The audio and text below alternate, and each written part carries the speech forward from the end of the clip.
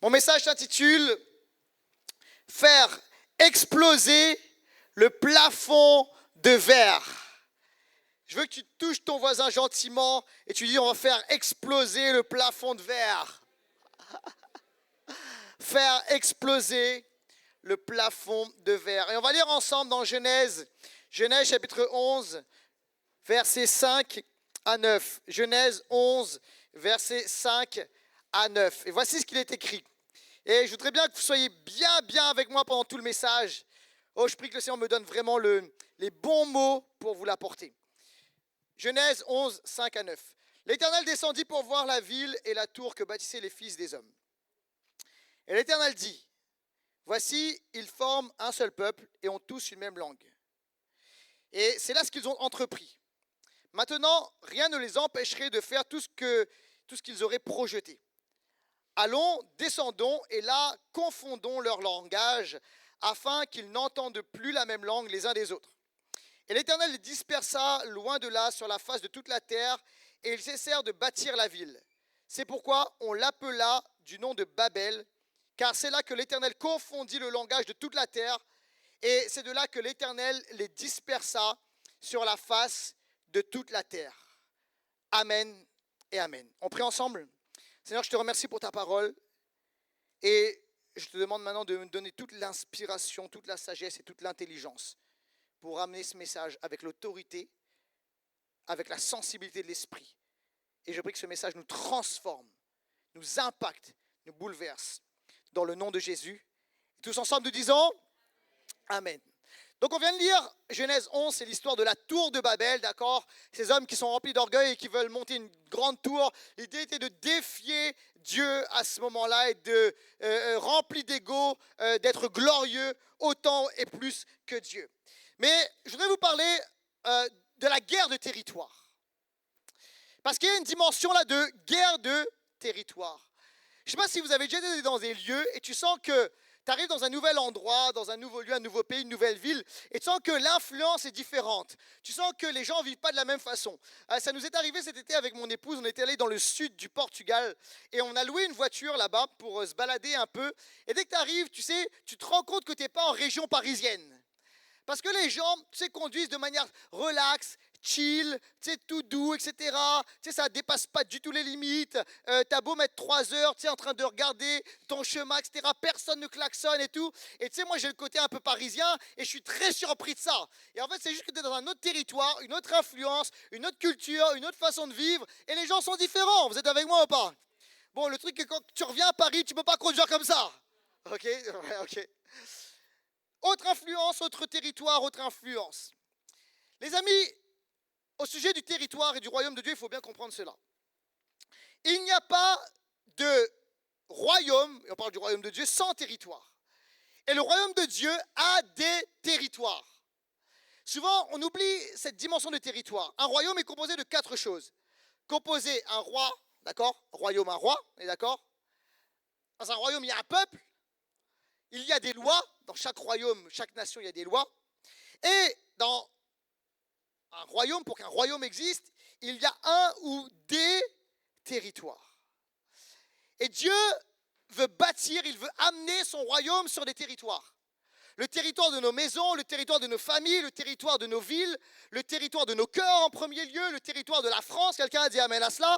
Dieu veut bénir les territoires en installant son royaume, en installant sa gloire. Mais le problème, c'est qu'il y a ce que j'appelle des guerres de territoire.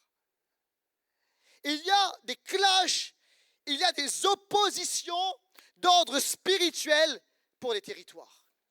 Et l'ennemi veut tenir et garder et maintenir et verrouiller certains territoires.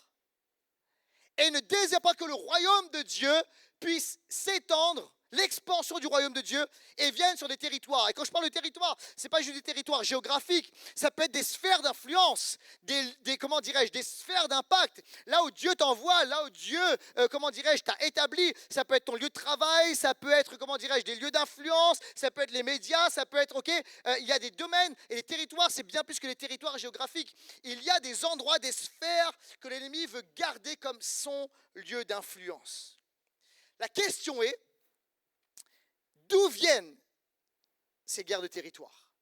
Comment se fait-il que, et je suis sûr que tu t'es déjà posé la question, sinon merci de te la poser, comment ça se fait que finalement, il y a ce qu'on appelle des puissances spirituelles qui règnent sur des territoires et il y a une opposition spirituelle. Pourquoi finalement, simplement, Dieu ne règne-t-il pas partout sans qu'il y ait des puissances qui règnent dans certaines sphères, sur certains lieux, etc. Merci de poser la question. Alors, suivez-moi bien, c'est hyper important. Seigneur, donne-moi bien la sagesse pour expliquer cela. On a lu l'histoire de la tour de Babel.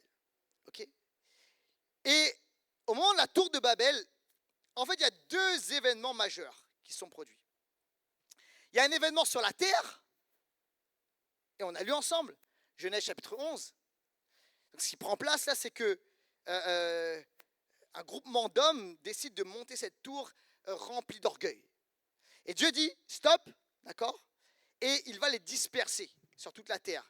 Et c'est le début des peuples, des nations, etc., et des différentes langues. Et Dieu les disperse. Il vient brouiller leur langage. Ça, c'est ce qui prend place sur la terre.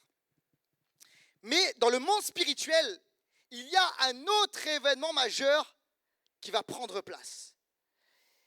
Et dans le ciel, Dieu va faire quelque chose. Et on va lire ensemble Deutéronome, chapitre 32, verset 8. Et alors, je vais vous le dire, on va lire dans la version Bible français courant. Pourquoi ? Parce que dans d'autres versions, et en fait, je n'ai pas le temps de tout vous expliquer parce que ça serait beaucoup trop long, mais d'autres versions, en fait, sont allées dans des traductions, je vous le dis, qui ne veulent rien dire. Mais quand tu repars dans les textes, on appelle ça les textes massorétiques, les textes hébraïques, etc., les plus anciens textes, et tu regardes dans l'hébreu, la Bible français courant est la plus juste. Ok ? Je ne rentre pas dans les détails, sinon je vais vous perdre. Ok ? Certains disent, tu m'as déjà perdu. Non, restez là.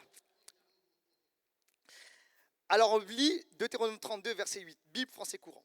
Je vous ai dit, il y a un truc qui se passe dans le ciel, sur la terre, tour de Babel. Mais dans le ciel, il y a quelque chose qui se passe. Lorsque le Dieu très haut a réparti les pays entre les hommes, à quel moment s'est produit ça ? Quand Dieu a réparti les pays entre les hommes. La dispersion, c'est au moment de Babel. Vous êtes avec moi ou pas ? Avant, ça n'existait pas. Il n'y avait pas de frontières, il n'y avait pas de pays, il n'y avait pas de nation. Il y avait un seul peuple, une seule langue. Donc lorsque le Dieu très haut a réparti les pays entre les hommes, il a fixé les frontières des nations.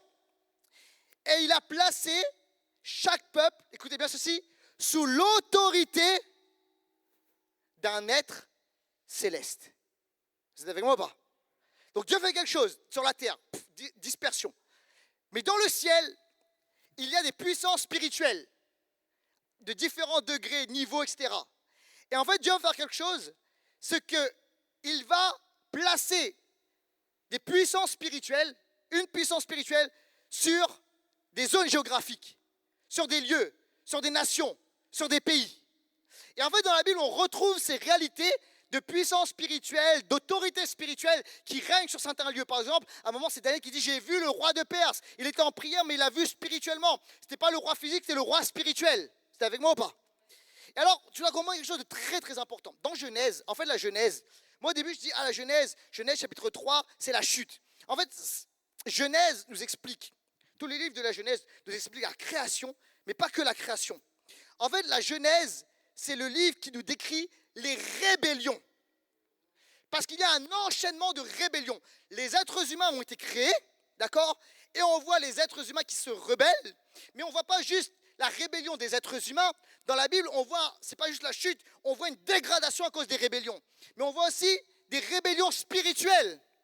On voit le serpent qui se rebelle. Pourquoi est-ce que le serpent, certains disent, comment ça se fait qu'il y a un être spirituel qu'on appelle le serpent, d'accord, le nakash en hébreu, qui était là dans le jardin? Parce qu'il avait le droit, c'était un être spirituel qui avait le droit. Sauf que dans le jardin, il s'est rebellé contre Dieu. Vous êtes là ou pas?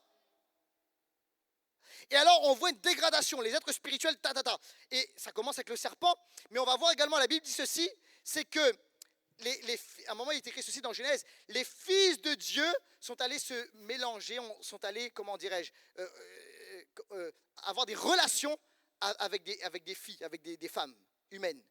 Et ça a donné, la Bible dit, la race, ce qu'on appelle les géants, et qu'on retrouve dans tout l'Ancien Testament. C'est avec moi ou pas? Donc en fait, on voit la rébellion sur la terre, mais il y a aussi un enchaînement de rébellion dans le ciel, une dégradation. Et en fait, qu'est-ce qui s'est passé là? Dieu a établi des êtres spirituels de chaque pays sur des nations, sur des zones géographiques. Mais ces êtres spirituels se sont rebellés contre Dieu. Ils se sont opposés à Dieu. Certains se sont levés contre Dieu. C'est la raison pour laquelle il y a des puissances spirituelles qui règnent sur ces lieux, sur des lieux, et qui ont une mauvaise influence. Et à ce moment-là, il y a une guerre spirituelle qui a commencé à prendre place. Donc d'où viennent les guerres de territoire? Ça vient de là, les amis. Est-ce que vous êtes avec moi ou pas? Donc ces êtres spirituels sont derrière des influences majeures sur les territoires. Et c'est ce que j'appelle des plafonds de verre. Et c'est là où je vais vous emmener. C'est qu'en fait, dans nos vies, des fois on a constaté des plafonds de verre. Et on se demande, comment ça se fait? J'arrive pas à faire exploser ce plafond de verre. Et j'essaie par mes efforts, j'essaie, comment dirais-je, de me démener comme je peux. Je mets tous les efforts en marche, mais pourtant, il y a un plafond de verre et il y a des niveaux que je n'arrive pas à atteindre. Est-ce que c'est moi? Est-ce que j'ai un problème? Est-ce que le souci vient de moi? Non, non, écoute-moi bien. C'est parce qu'il y a des plafonds de verre sur des territoires ou des peuples ou des sphères à cause de puissances spirituelles qui sont là. Est-ce que vous êtes avec moi ou pas? Quand on a implanté, il y a quelques années de cela, on a implanté l'église Impulsion dans Paris. Dès qu'on arrivait, moi j'habite en banlieue, mais dès que j'arrivais en voiture, je rentrais dans Paris, et ça me faisait particulièrement quand on arrivait le dimanche là, en mode implantation, il y avait comme un espèce de poids. Je sentais comme une opposition. Et je dis, est-ce que c'est Paris? C'est une ville qui est mouvementée? Non, non. En fait, à l'intérieur, je sentais comme une opposition. Je sentais comme une chape de plomb. C'est pourquoi? C'est parce qu'il y a des puissances spirituelles qui ne voulaient pas, qui ne veulent pas que le royaume de Dieu s'établisse dans cette ville. Est-ce que vous êtes avec moi ou pas? Et des fois, tu arrives dans un endroit, toi, tu es bien, etc., tout est OK. Tu arrives dans un endroit, tu ne sais pas ce qui se passe, tout d'un coup, tu te sens mal. Tu te sens dépressif. Des fois, tu es bien, tu es en pureté, etc. Puis tu arrives dans un endroit, tu as comme des mauvaises pensées qui arrivent. Tu dis, comment ça se fait? C'est à cause de l'atmosphère spirituelle. C'est cette chape de plomb. C'est ce plafond de verre.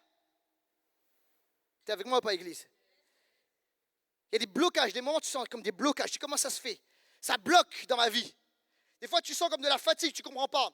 Il y a même des situations, des endroits où on dit, OK, il y a telle maladie, c'est chronique. Des puissances spirituelles qui agissent, qui amènent cela. Et des endroits, il y a de l'impureté, un fort niveau d'impureté. Il y a des quartiers comme ça. Des fois, il y a des endroits où tu sens la pression, une tentation.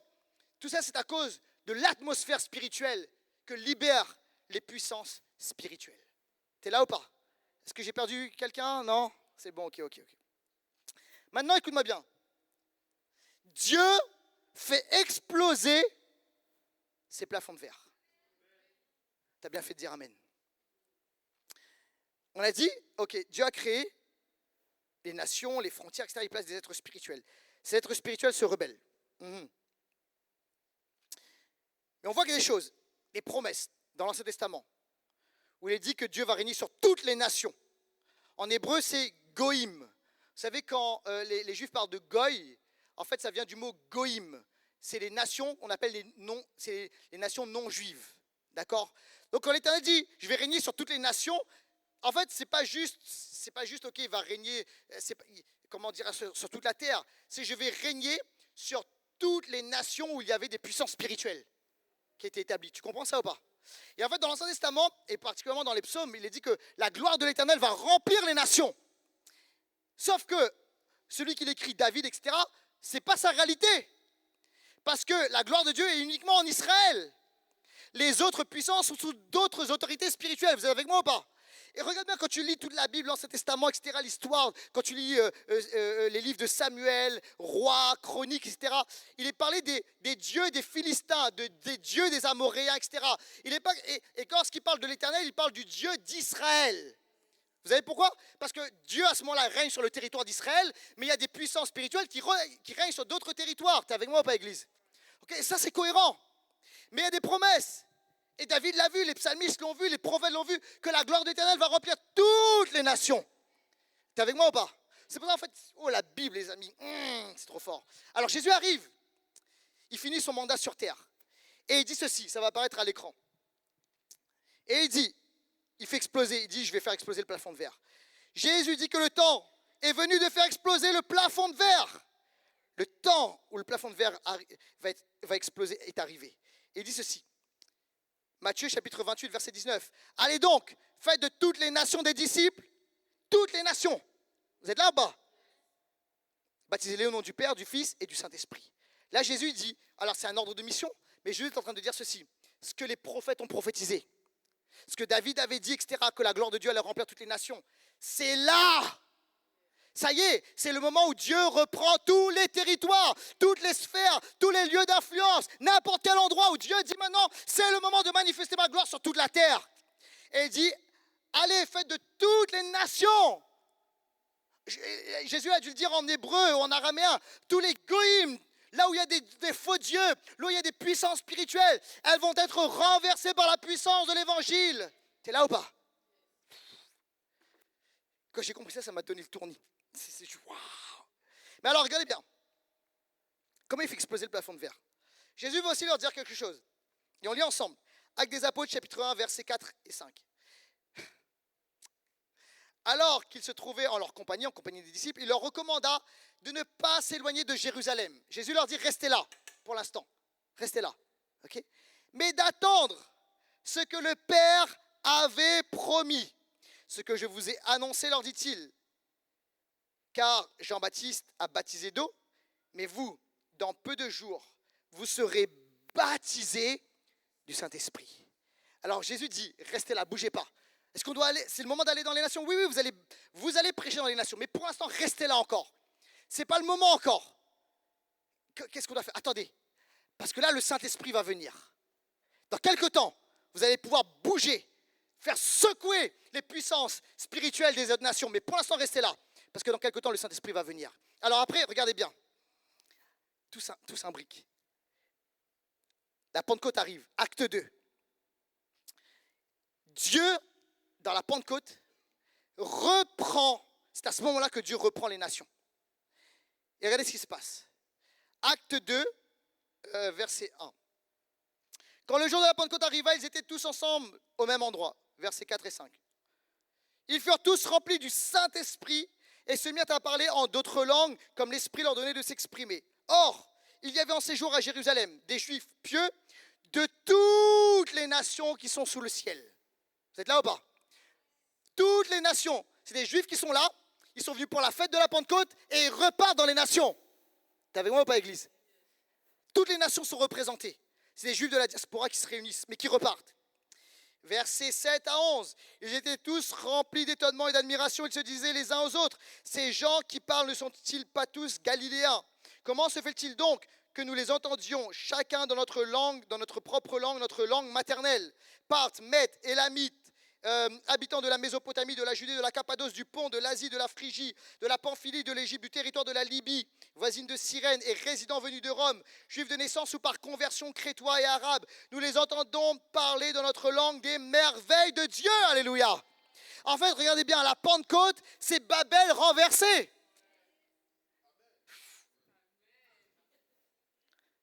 C'est Babel renversé. Au moment de Babel, Dieu disperse, il place des puissances spirituelles dans les nations. À la Pentecôte, Dieu rassemble, il envoie son esprit, alléluia, et il les renvoie vers les nations et ils vont prendre les nations. En fait, écoutez bien, les 3000 qui se sont convertis ne sont pas restés à Jérusalem. Ils sont repartis dans les nations. Et ils sont partis prêcher Jésus, et ils sont partis prêcher la puissance du Saint-Esprit et le royaume de Dieu. Laissez-moi entendre un bon amen à cela et applaudissons le Seigneur. Alors, j'essaie de résumer ça. Prochain slide. Avant la Pentecôte, la présence de Dieu n'était que pour Israël et en Israël sur Israël. À partir de la Pentecôte, le ministère de la présence va exploser les plafonds de verre dans les territoires occupés. C'est-à-dire qu'en fait, les gens, il y avait des puissances spirituelles qui empêchaient, qui bloquaient, qui amenaient les gens dans la noirceur du péché, dans les ténèbres, etc., etc. Mais regardez bien comment le plafond de verre explose par la puissance du Saint-Esprit, alléluia, par la Pentecôte, par le ministère de la présence. Autrefois, la présence était juste dans un lieu, en Israël, etc. Mais maintenant, à la Pentecôte, la présence de Dieu est répandue. Et alors le Seigneur dit ceci, je viens pour reprendre les nations, pour renverser les puissances. Quelqu'un dit amen à cela.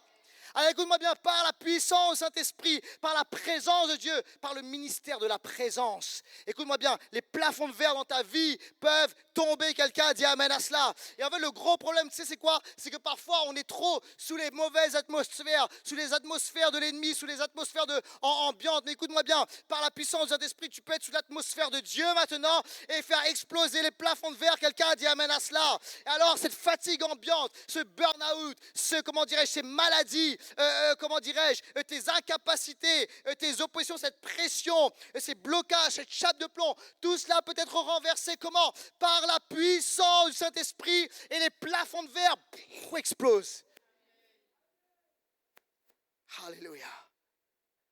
Alors, je voudrais qu'on explore un peu plus ce concept.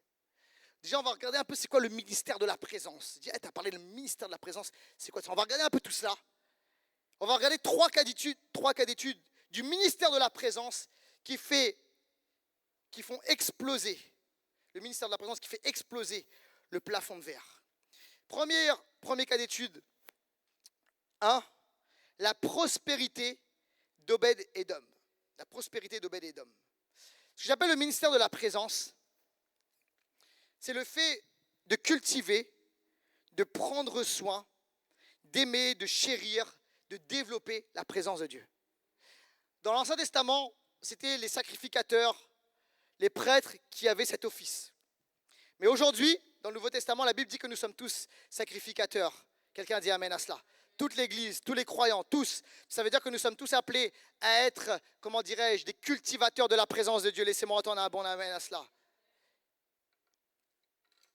J'ouvre une petite parenthèse. Regardez, dans le jardin d'Éden, la présence de Dieu était partout dans le jardin, glorieuse, partout dans le jardin. Et je crois que le but d'Adam et Ève, il y avait déjà en eux cet office de sacrificateur, de prêtre, c'était d'amener la présence de Dieu sur toute la terre. La présence de Dieu n'était pas sur toute la terre, elle était particulièrement au niveau de l'arbre de vie, au niveau du jardin d'Éden, d'accord? Mais la présence de Dieu devait se répandre. Et leur but, c'était d'étendre le jardin d'Éden, c'est-à-dire d'étendre la présence de Dieu sur toute la terre. Donc vous voyez, le plan original de Dieu reste le plan original de Dieu. T'es avec moi ou pas?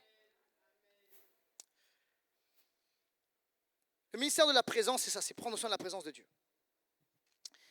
Et lorsqu'on prend soin de la présence de Dieu, lorsque une église, un peuple, une famille, un individu va cultiver la présence de Dieu dans sa vie, communier avec le Seigneur tout au long de sa journée, parler à Dieu, parler au Saint-Esprit, mettre la louange sur son cœur, déclarer les versets bibliques, etc., aimer Jésus, simplement, vous voyez, c'est ça. C'est pas dire, des fois on cultive un temps, on a un temps de dévotion, et puis après on part complètement sur autre chose. Quelqu'un qui cultive la présence de Dieu, c'est, tu gardes la présence, tu cultives, tu développes la présence, tu restes avec la présence du Saint-Esprit. Quelqu'un dit amen à cela. Et en fait, le ministère de la présence va faire quelque chose. Et j'ose le mot, ça amène la prospérité. Ce n'est pas un vilain mot, ce n'est pas parce que certains l'utilisent mal qu'il ne faut plus l'employer. Et moi, je milite pour le ramener dans l'Église d'une bonne façon. Et ramener ce beau mot dans sa plus belle version.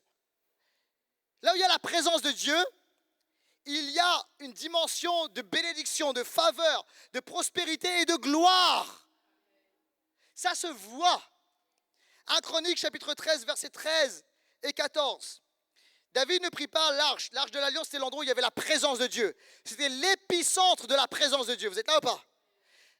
C'était dans l'Ancien Testament. David ne prit pas l'arche de l'Alliance chez lui, dans la ville de David. Il la fit conduire dans la maison d'Obed-Édom, un homme de Gath. L'arche de Dieu resta 3 mois dans la maison d'Obed-Édom chez lui, et l'Éternel bénit sa famille, ainsi que tout ce qui lui appartenait. Alors, les gens ont vu. Il dit, depuis qu'à l'arche, il a changé de style de vie, il a changé tout ça. Il y a une faveur, ça marche mieux les affaires, ça marche mieux avec les enfants, ça marche mieux relationnellement, ça marche mieux, dans tous les domaines de sa vie. Il y a de la joie, il y a tout ça. On sent que le gars est en train de placer à un autre niveau. Il dit, mais oui, parce qu'il y a l'arche de l'Alliance dans sa maison. Et ça l'a béni, ça bénit sa famille et tout ce qui lui appartenait. Même ses biens ont été bénis. Vous êtes là ou pas? Alors, quand la présence de Dieu arrive dans un endroit, dans un lieu, dans une famille, dans une église, dans un endroit, il y a une dimension de faveur et de prospérité. C'est comme dans le jardin d'Éden. Il y avait le fleuve de Dieu, la présence de Dieu, la gloire de Dieu était là. D'accord? Et en fait, c'était verdoyant, c'était luxuriant, c'était magnifique. Il y avait les meilleurs fruits, il y avait de la mangue, pas de la pomme. des litchis de la Réunion. Désolé, Mada. Non, c'est en force Madagascar, là. C'est très beau aussi, les deux. Alors, vous imaginez, il y a la gloire, les meilleures choses, les meilleurs fruits. Il y avait une joie, un bien-être. Le mot bien-être, prospérité, paix. Vous savez, c'est ce mot, en hébreu, c'est le mot shalom. Ça veut dire tout cela. Il y avait le shalom de Dieu qui était là. À cause de quoi? De la présence de Dieu. Écoute-moi bien, tu sais, il y a des blocages en ce moment dans ta vie. Il y a, comment dirais-je, des plafonds de verre dans ta vie. Tu sais, comment j'y arrive? Comment je fais péter tout cela? Écoute-moi bien, simplement augmente cette dimension du ministère de la présence de Dieu dans ta vie. T'as assez fait d'efforts, j'y arrive pas. Oui, laisse Dieu couler. Laisse la gloire couler. Laisse la puissance de Dieu couler. Accueille la personne du Saint-Esprit. Aime le Saint-Esprit. Chante dans la présence de Dieu. Prends des moments où tu plonges dans sa gloire. Alléluia. Et il y a une dimension de prospérité qui va venir. Alléluia. Ça fait exploser les plafonds de verre. Deuxièmement, deuxième cas d'étude, la guérison de Naaman. La guérison de Naaman. On lit ensemble dans 2 Rois. 2 Rois au chapitre 5, versets 1 à 5. Naaman, le chef de l'armée du roi de Syrie. Donc ce n'était pas un juif. D'accord? C'était un peuple étranger. On est dans l'Ancien Testament, soumis à un être spirituel, à un Dieu, une puissance, d'accord? Qui n'était pas l'Éternel, le Dieu créateur. Vous êtes avec moi ou pas? D'accord, on continue. Jouissait de la faveur et de l'estime de son Seigneur, c'était de son roi, car c'était par lui que l'Éternel avait donné la victoire aux Syriens. Toutefois, cet homme fort et vaillant était lépreux. Or, les Syriens avaient mené des expéditions, ils avaient ramené une prisonnière, une petite fille du pays d'Israël. Alors, c'est intéressant, il est lépreux, il est syrien, d'accord? Certainement, je suis absolument certain qu'il a dû s'adresser à ses puissances spirituelles, à ses idoles, à ses dieux, entre guillemets. Il a dû s'adresser pour avoir la guérison, mais rien ne s'est passé. Mais, il y a une petite fille là, juive, d'accord, qui est une servante dans la maison de Naaman. Celle-ci était au service de la femme de Naaman et elle dit à sa maîtresse, si seulement mon Seigneur pouvait voir le prophète qui se trouve à Samarie. Samarie, ça se trouve en Israël, d'accord? À Samarie. Il le guérirait de sa lèpre. Naaman alla dire à son Seigneur, la jeune fille du pays d'Israël a parlé de telle et telle manière. Le roi de Syrie dit, vas-y, rends-toi à Samarie, je vais envoyer une lettre au roi d'Israël. Je fais l'histoire un peu courte, il va voir le roi d'Israël pète un câble, il déchire ses vêtements, il dit mais tu crois que je suis Dieu moi pour te guérir, etc. Et il dit retourne chez toi, en gros c'est ça, d'accord? Sauf que cette histoire arrive jusqu'aux oreilles du prophète, rempli de la présence de Dieu, rempli de la gloire de Dieu, qui s'appelle Élisée. D'accord? Donc Élisée il entend parler de ça. Lorsqu'Élisée, l'homme de Dieu, apprit que le roi d'Israël avait déchiré ses habits, il fit dire au roi, pourquoi tu déchirais tes habits? Fais-le venir vers moi. Il saura qu'il y a un prophète en Israël. Naaman vint avec ses chevaux et son char, et il s'arrêta à la porte de la maison d'Élisée. Élisée lui fit dire par un messager, va te laver 7 fois dans le Jourdain, ta chair deviendra saine et sera pure. On s'arrête là un instant, d'accord? Au début, Naaman le prend très mal. Il dit, comment ça? Il ne sort même pas m'accueillir. D'accord? C'est pourquoi? Parce que je pense qu'Élisée a voulu lui montrer cela. Ça ne dépend pas de moi. Ça dépend de ton obéissance à la parole de Dieu. Autrement dit, ton obéissance au Dieu d'Israël. Alors au début, il le prend mal, etc. Puis après, le serviteur, il dit, fais-le, de toute façon, on est déjà là. D'accord? Ça ne coûte rien. Ok? Il dit, il n'est même pas venu me voir, il n'est pas venu m'imposer les mains. Non, tu vas, ok, juste je dois me plonger dans le Jourdain. D'accord? Mais il le fait. Et alors, qu'est-ce qui se passe? Il est guéri. Verset 15, Naaman retourna vers l'homme de Dieu avec toute sa suite. Dès son arrivée, il se présenta devant lui. Je reconnais, regardez bien ceci, je reconnais qu'il n'y a aucun Dieu sur toute la terre, sauf en Israël. Ce qu'il est en train de dire ici, c'est qu'en Israël, le plafond de verre n'existe pas. Il est explosé. Pourquoi? Les autres dieux sont limités, mais le plus grand, le tout-puissant, le plus fort, celui qui règne, le Dieu créateur, il est là en Israël. Wow. Et là, il est guéri. Mais regardez, cet homme Naaman, qui est un homme qui ne connaît pas Dieu, un homme qui n'est pas juif, qui n'est pas du peuple de Dieu, mais c'est un homme influent, d'accord? C'est un homme influent en Syrie. Il vient, quelque part, il est obligé de se déplacer. Il vient bénéficier du ministère de la présence. Et le ministère de la présence vient impacter, vient toucher un homme qui est un peu arrogant quand même. Parfois, tu sais, les gens, vous savez, des fois, on a un peu peur des gens très complexes, ils disent, oh, mais des fois, oui, certains se sentent, mais la présence de Dieu les amène à genoux. Et les impacte, et les bouleverse, et les touche.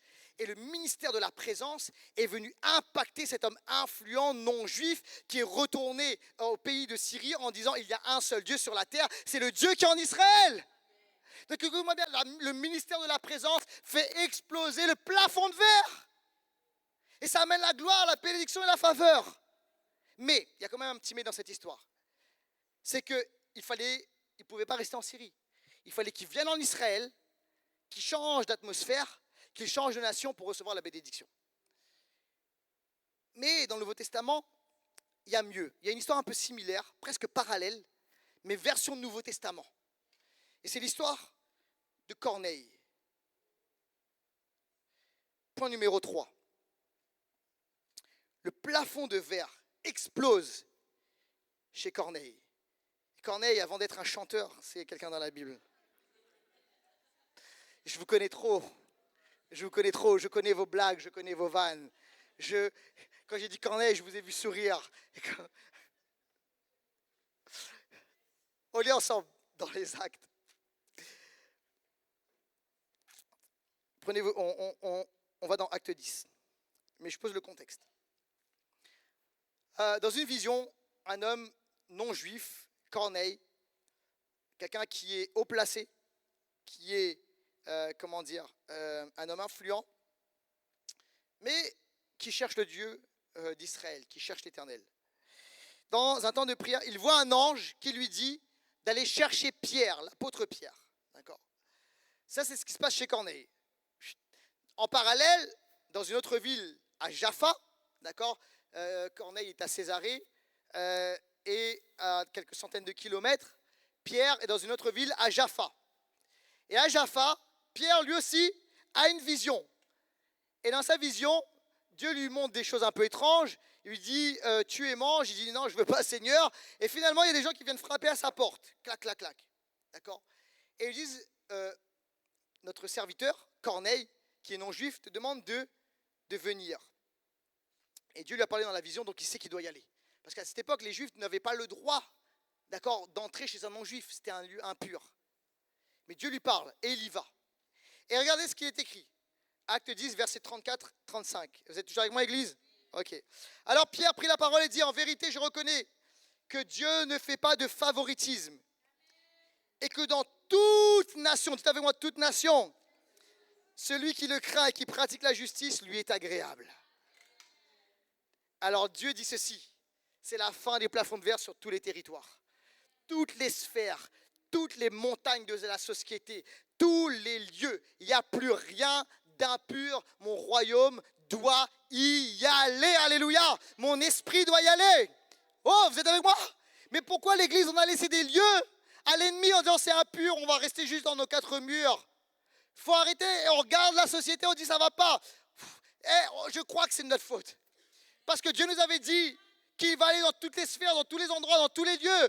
Mais on y va comment? Avec le ministère de la présence, la puissance et la sagesse de Dieu. Quelqu'un dit amen à cela? Parce que Dieu veut toute la terre pour sa gloire. Tout a été créé par lui et pour lui. Et tout, en hébreu, en grec, en ce que tu veux, veut dire tout. Tout, c'est tout pour la gloire de Dieu. Alléluia. Alléluia. Alors Pierre prêche à Corneille. Regardez ce qui se passe. Actes des Apôtres, verset 10, verset 38-40. Vous savez comment Dieu a déversé son onction, une onction du Saint-Esprit et de puissance sur Jésus de Nazareth, qui allait de lieu en lieu, en faisant le bien et en guérissant tous ceux qui étaient sous la domination du diable, parce que Dieu était avec lui. Nous sommes témoins de tout ce qu'il a fait dans le pays des Juifs et à Jérusalem. Donc il parle des pays des Juifs et à Jérusalem. Là il dit sur cette nation. Mais regardez, lui qu'ils ont tué en le clouant à la croix, Dieu l'a ressuscité le troisième jour et a permis qu'il apparaisse. Et on va un peu plus loin, regardez bien, verset 44. Et pendant ce temps-là, j'appelle aussi les musiciens à venir. Versets 44 et 46. Alors qu'il entend la prédication. Regardez, Pierre parle encore.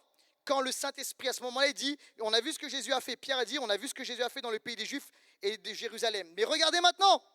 Quand Pierre parle encore, on n'est plus dans le pays, on n'est plus avec un juif, on n'est plus avec quelqu'un du peuple de Dieu. On est avec un Romain, d'accord? Quelqu'un qui est ennemi du peuple de Dieu à la base. Alors qu'il parle encore quand le Saint-Esprit descend. Et Pierre parlait encore quand le Saint-Esprit descendit sur tous ceux qui écoutaient la parole. Tous les croyants circoncis étaient venus avec Pierre, furent stupéfaits de ce que le don du Saint-Esprit était déversé même sur les non-juifs. En effet, ils les entendaient parler en langue et célébrer la grandeur de Dieu. Vous voyez, le ministère de la présence, ça fait exploser tous les plafonds de verre. Et ça va partout. Ça s'infiltre partout. Dans tous les recoins, dans tous les endroits, dans toutes les sphères, dans tous les lieux, partout. Alors vous savez, ce dont on a besoin, c'est quoi? C'est la présence de Dieu. C'est le merveilleux, le glorieux Saint-Esprit. Et avec le Saint-Esprit, on peut aller partout.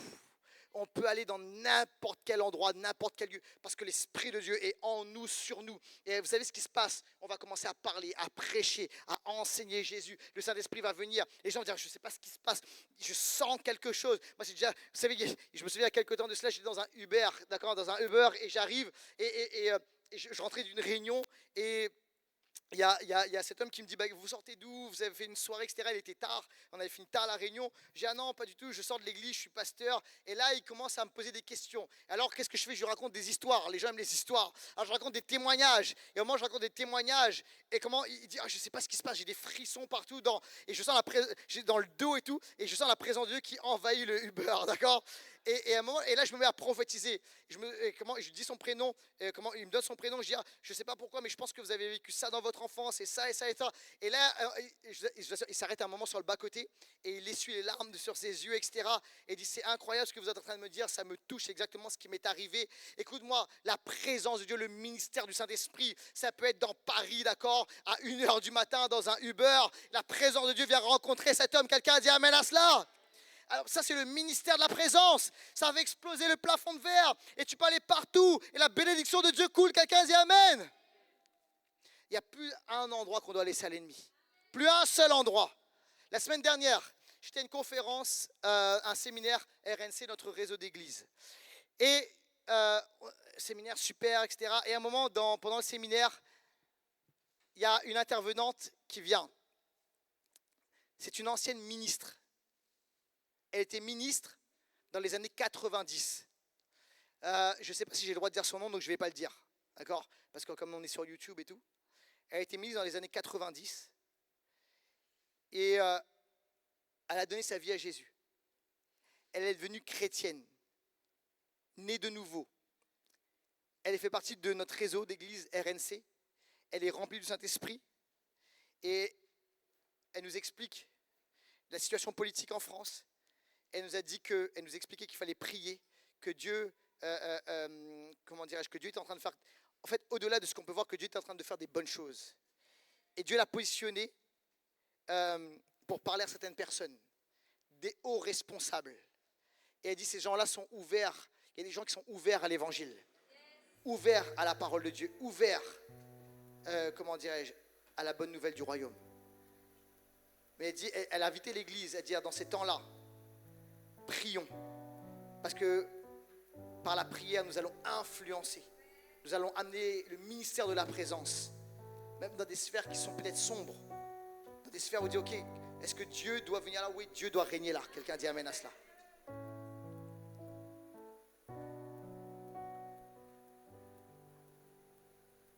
Par le ministère de la présence, nous pouvons faire une différence.